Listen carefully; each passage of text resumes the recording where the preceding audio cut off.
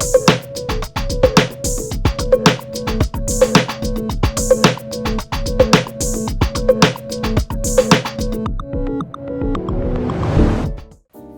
selamat datang di channel Kang Santai.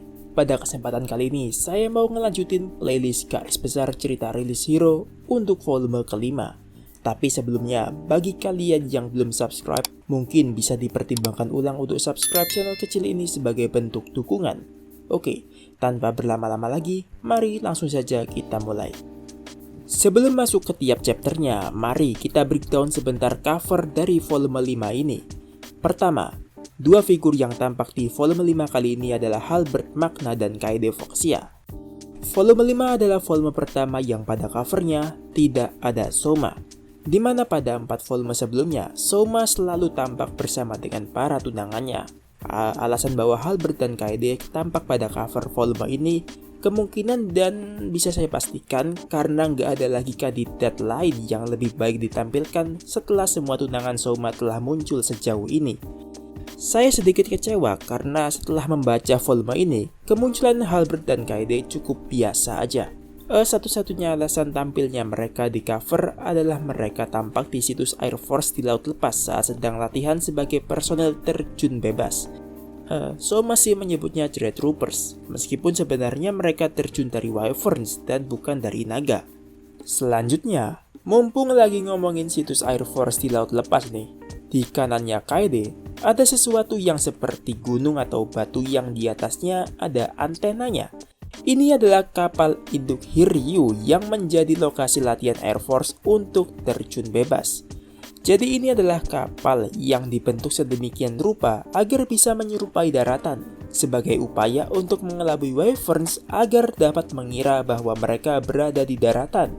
Alasannya karena Wyverns terkenal akan spesies yang takut terbang di laut apabila tidak bisa melihat daratan. Dan dengan Hiryu ini mereka akhirnya berhasil membawa Wyverns ke laut. Lalu di kanan Halberd ada jangkar dan kemudi kapal. Nah, tadi dari Air Force sekarang masuk ke Navy. Di volume ini, pada saat Soma melakukan inspeksi ke tempatnya Kaede, pasukan terjun bebasnya kan dari Air Force, tapi kapalnya jelas terikat pada Navy. Dan kapal butuh seorang kapten, tentu kan? Di sini Soma membawa caster, dan dia menganugerahkan jabatan kapten kapal induk Hiryu kepada caster yang kini berada dalam Navy di bawah pengawasan Excel. Sekarang ada sesuatu yang cukup mencolok di sini. Pendan berbentuk lingkaran dengan lubang yang menggambarkan bentuk bulan sabit. Kalau kalian sudah nonton video saya yang ini, pendan ini adalah sebuah simbol dari Lunaria Orthodox, di mana kita juga bisa menjumpai benda serupa seperti yang dikenakan oleh Mary Valenti sebagai kalung. Dan karena benda ini muncul di cover, itu artinya volume ini setidaknya akan sedikit banyak membahas terkait Lunaria Orthodox. Selanjutnya ada wine di dalam gelas kayu. Wine ini kemungkinan adalah milik Souji Lester, yang sempat saya singgung di akhir video yang ini. Di mana pada kepercayaan Lunaria Orthodox, wine dianggap sebagai sesuatu yang sakral. Tapi saya juga nggak bisa jamin 100% apakah itu punyanya Souji karena di volume ini cukup sering juga muncul wine. Tapi dengan berbagai pertimbangan, saya akan katakan di sini bahwa ini punyanya Souji Lester. Terakhir, ada sekeranjang bunga dan juga beberapa permen. Agak cerita sedikit ya. Jadi di volume 5 ini, menurut saya, sisi religion adalah bagian yang menjadi perhatian utama.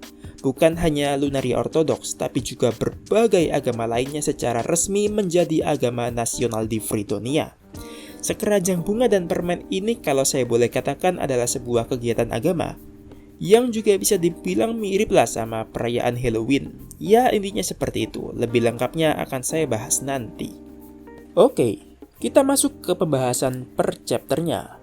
Pertama, volume 5 memiliki prolog yang judulnya The Beginning of the Enlightenment. Chapter ini dibuka dengan Soma yang tampil pada Jewel Voice Broadcast bersama dengan Lizkia dan Roroa. Siaran ini merupakan siaran tahun baru. Sudah saya katakan pada video volume 4, kalau volume 4 ditutup dengan pergantian tahun. Soma menggunakan tradisi di Jepang di mana pada tahun baru, orang-orang mengungkapkan rasa terima kasih atas tahun yang lalu dan memohon bantuan untuk menjalani tahun yang sekarang. Kemudian mempertimbangkan warga Amidonia yang tiap tahunnya mendengarkan pidato dari Gaius terkait goals mereka untuk setahun, atau mungkin kita terbiasa dengan resolusi tahun baru. Soma yang sepertinya mencoba menirukan semangat menggelora dari seorang Gaius membuat atmosfer menegang. Tapi Soma ternyata datang dengan resolusi berupa membuat negara yang lebih baik. Dan demi mencapai hal itu, Soma memberi perintah pada rakyatnya untuk belajar. Yap, belajar. Bukan dalam sebuah koridor khusus seperti pendidikan akademis. Soma memberikan perintah belajar dalam hal apapun. Memasak, berpedang, strategi, menempa logam, semua ada ilmunya dan dapat dipelajari. Dengan meningkatnya standar pendidikan di Fridonia, harapan Soma, rakyat menjadi lebih berada dan dapat berujung pada peningkatan pajak untuk membangun negeri. Saya ngetik naskah ini sampai merinding sih, jadi teringat sama cerita Kaisar Jepang pada kekalahan di Perang Dunia Kedua. Dia bertanya berapa guru yang masih tersisa. Ya, sebegitu pentingnya ilmu. Di sini yang ditekankan Soma, semua warganya wajib bisa baca tulis dan hitung, karena 3 poin itu merupakan gerbang pembuka kepada ilmu pengetahuan yang lebih lanjut. Setelah menyelesaikan pidatonya bersama Liskia dan Roroa, Soma lalu membicarakan hal-hal terkait pidato tadi, dan tiba-tiba Aisa datang bersama dengan Juna. Mereka datang dengan membawa sebuah kotak yang dititipkan oleh Departemen Produksi Jewel Voice Broadcast. Isinya apa? Tunggu aja. Karena prolog ditutup dengan tanda tanya terkait isi dari kotak tersebut. Tapi Soma sempat mengatakan kalau ini adalah sebuah equipment. Setelahnya kita masuk ke chapter 1. Chapter ini judulnya Let's Make Educational Program, Sylvian's Debate. Dari judulnya udah ketahuan sih kalau ini berhubungan erat sama prolog yang tadi. Jadi pada chapter ini, di istana, mereka membuat semacam tayangan edukasi buat anak-anak yang ada hero, monster, dan juga beberapa side character lainnya. Parodi dari Ultraman lah kalau saya boleh bilang. Tapi saya nggak pernah nonton Ultraman lagi semenjak SD, jadi saya kurang paham detailnya. Ya, itu urusan lain. Nah, bagian edukasinya di mana, Bang? Ya, jadi di tayangan itu diselipi semacam lagu-lagu. Ya, memang target audiensnya anak-anak, jadi lagunya ya lagu-lagu anak TK gitu. Liriknya diselipi hal-hal berbau berhitung dan juga ada kayak bagian latihan senam anak-anak. Zaman dulu kan ada si Didenko itu yang macam-macam itu kan. Ya kayak gitulah konsep tayangannya. Tapi nih, ada hal yang menarik di sini. Penonton dari kalangan dewasa lebih mendominasi dibandingkan anak-anak. Kenapa? Alasannya sih simple, tapi mari saya jelaskan siapa saja sih yang berperan di acara itu. Pertama ada Ivan Juniro yang berperan sebagai Overman Sylvan dan Exercise Guy. Ya, jelas dengan tampangnya ini dia mengundang para ibu-ibu mbak-mbak buat nontonin acara ini. Setelah itu ada Carla yang berperan sebagai Miss Dren, sang villain dengan pakaian terbuka seperti ini. Kalau seperti ini siapa juga yang nggak nonton? Ketiga ada Juna yang berperan sebagai Singing Onesan. Dan sepertinya nggak perlu saya jelasin lah. Sisanya ada Roroa, Little Musashibu yang di dalamnya ada Pemil, dan banyak set karakter lain.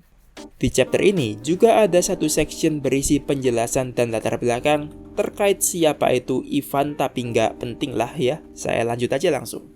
Oke, sekarang kita lanjut tapi bukan ke chapter 2 melainkan ke intermission pertama yang berjudul The Black Robot One and the Little Sister General Now Negotiating. Lagi-lagi dari judulnya udah ketahuan isi chapternya seperti apa. Chapter ini dibuka dengan situasi di mana Hakuya sebagai perwakilan dari kerajaan sedang berbincang dengan Jenny sebagai perwakilan dari kekaisaran. Perbincangan apa itu? Yang jelas itu membicarakan masalah politik bilateral kedua belah negara.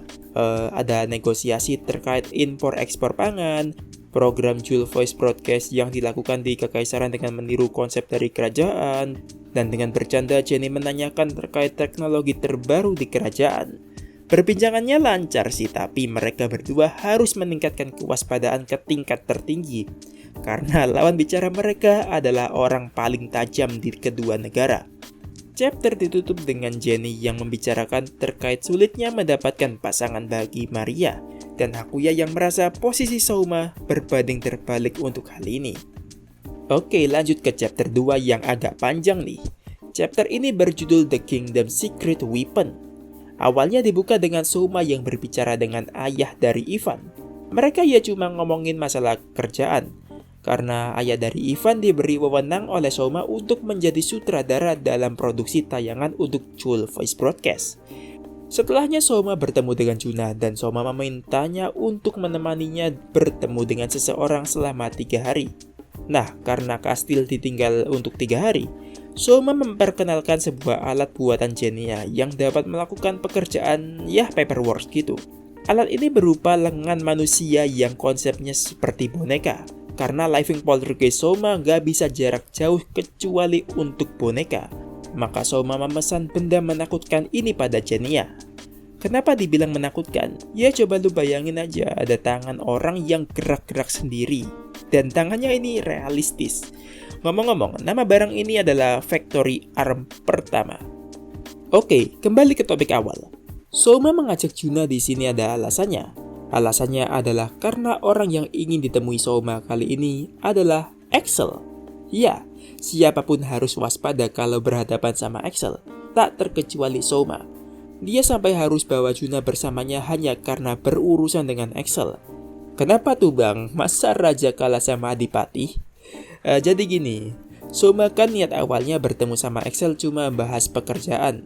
Ya, cuma itu. Tapi nih, masih ingat si Marx? Nah, dia sempat ngontak si Axel buat kasih saran untuk Souma sebagai sex instructor. Ya, saya sendiri ngerasa agak gimana pas baca ini. Sepertinya di kalangan bangsawan hal semacam ini wajib, dan bagi pria, instrukturnya biasanya wanita yang sudah berpengalaman. Ya, bagian ini sebenarnya semakin dibaca semakin bikin males, jadi akan banyak saya skip detailnya. Oke, ada time skip di mana sekarang mereka sudah sampai di Lagoon City. Di sana mereka disambut oleh Axel dan juga bertemu dengan Caster. Setelahnya, mereka menuju ke suatu tempat yang cukup jauh karena harus menggunakan gondola dan menyeberangi lautan. Dengan Caster yang ditutupi matanya selama perjalanan demi menjaga kerahasiaan lokasi tujuan mereka ini. Tujuan mereka adalah kapal induk Hiryu. Nah, karena ini merupakan rahasia yang sangat dijaga ketat, Caster pun tidak dikehendaki untuk tahu lokasinya karena saat itu dia cuma sebagai orang luar. Nah, tapi setelah di sana, Souma memberikan Caster jabatan sebagai kapten kapal Hiryu. Tapi sebenarnya nggak secepat itu. Saya jelaskan dengan oversimplified supaya menghemat waktu, tapi kalau kalian baca di novelnya, di sana Souma menunjukkan beragam teknologi baru yang jauh melampaui zaman medieval. Mungkin kapan-kapan akan saya bahas terkait teknologi di sana. Setelah menuntaskan urusan terkait dengan Hiryu, mereka kembali ke Lagoon City.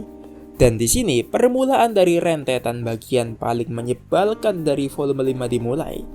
Souma dan Juna bermalam di kediaman Axel dan seperti yang sempat disinggung di awal, Axel dimintai tolong untuk jadi sex instructor Souma oleh Marx. Di sini Juna diberi obat tidur sama neneknya sendiri dan Souma dipaksa mengikuti rencananya Axel.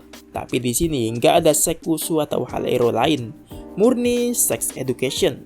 Dan ditambah sesuatu yang akan dibahas lebih lanjut di chapter 3. Oh iya, harusnya di sini sih Souma berhubungan dengan Axel, tapi melihat Souma yang menolak dan meronta-ronta, diurungkanlah niatan tersebut.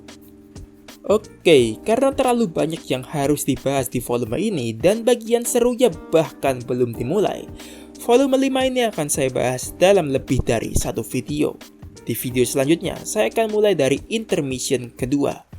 Terima kasih banyak untuk kalian semua yang telah menonton video ini sampai akhir dan tetap setia mengikuti perkembangan channel ini. Saya mohon dukungannya dengan like, comment, dan subscribe. Dan kalaupun ingin mendukung via Saweria, ada tautan yang selalu saya taruh di kolom deskripsi. Terima kasih dan sampai bertemu di video selanjutnya.